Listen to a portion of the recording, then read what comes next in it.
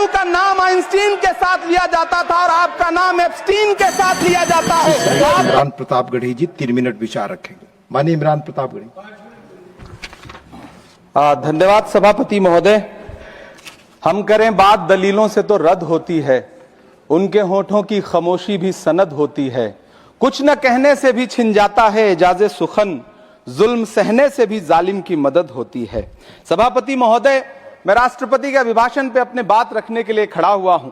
उस दिन देश की संसद के गलियारों में सरकार की तारीफ करती हुई महामहिम की आवाज गूंज रही थी, तो उधर मेरे कानों में हसदेव के जंगलों में आदिवासियों को जिंदगी देने वाले पेड़ों पर चलती हुई कुल्हाड़ी की आवाज गूंज रही थी।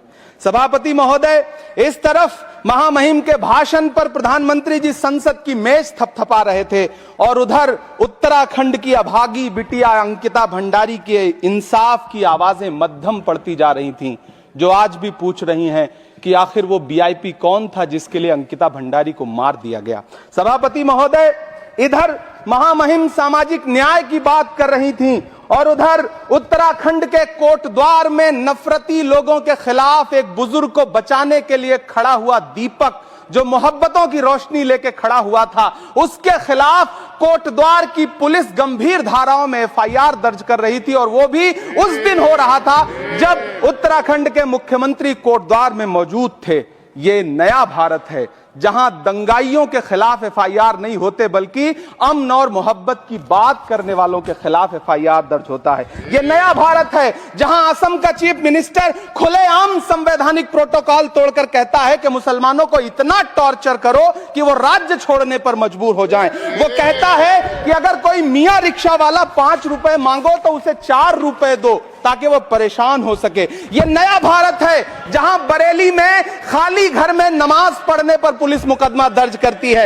ये नया भारत है जहां क्रिसमस की तैयारी करते हुए ईसाइयों पर सरकार मुकदमा दर्ज करती है।